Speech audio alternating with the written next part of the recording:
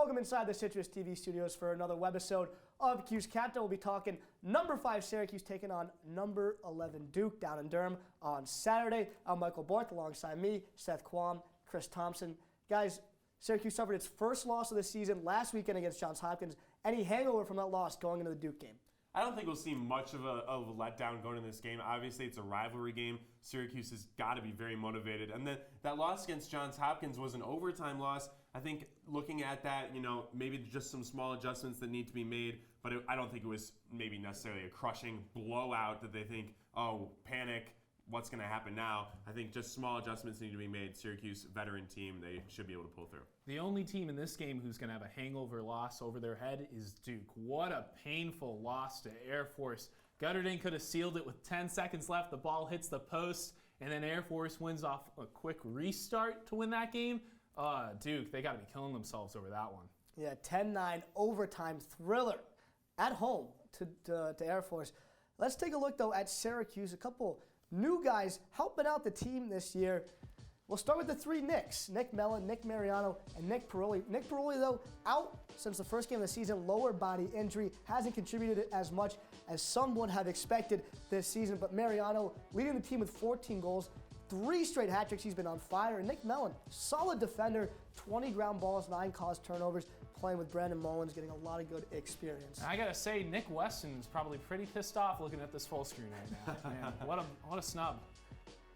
Next up, though, finding offense from unexpected guys. Serge Salcido, Derek DeJoe, 10 goals each, 5 assists, 3 assists respectively. But Chris Warrenhill, he's been a little bit of a disappointment. He's been very, very up and down against, the lesser opponents, Siena, Albany. He's been all right, but when he's faced tougher competition, especially last week against Johns Hopkins, he has not been up to the plate. He's not been up to the challenge, and he has let down Syracuse. Saw that last play against Johns Hopkins, thought he had the save, and then fell to the rebound. It's just heartbreaking.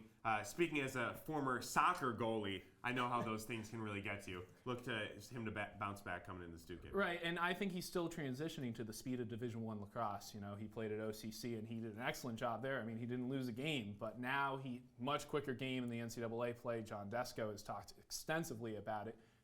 He just isn't quite there yet. Hopefully, he can be there by the ACC tournament. Mm-hmm. All right, well, let's get into Duke. Saturday at noon down in Durham, as I said.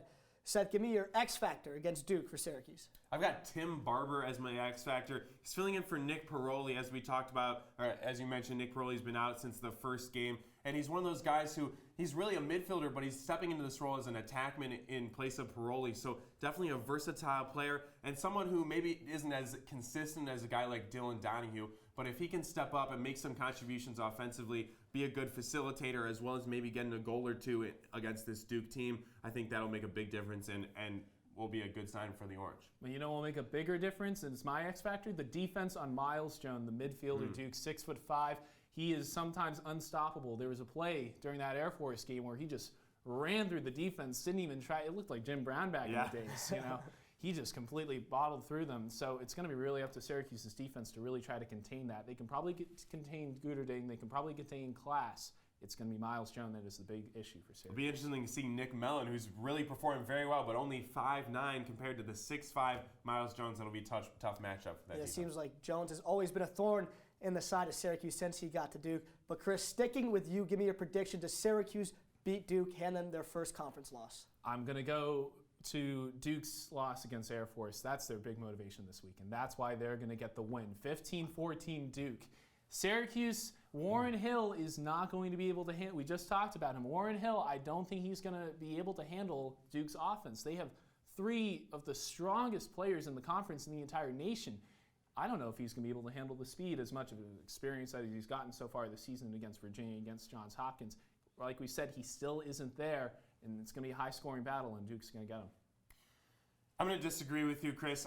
Duke, 4 non-conference losses already. I think it could go either way. Duke, it's going to depend on which Duke team shows up. Is this the team that loses to Air Force, loses to Richmond, or is this a team that blows out a very good Loyola team? And so I don't see them really coming back from that Air Force loss like you see it. I think that's a little bit of crushing. And then going into even a tougher team, I think we would say in the rankings play that out as well with the Orange. I think it's going to be tough for them. I see a high-scoring game here, 14-10 is Syracuse, my prediction. All right, well, going off of Chris's point, Duke 3 goal scorers with 20-plus goals. Syracuse leading scorer Nick Mariano only 14 goals. So, again, to a shootout, Duke may have more firepower than Syracuse. But we'll see on Saturday. That'll do it for us. I'm Michael Barth, Seth Quam, Chris Thompson. Thanks for watching.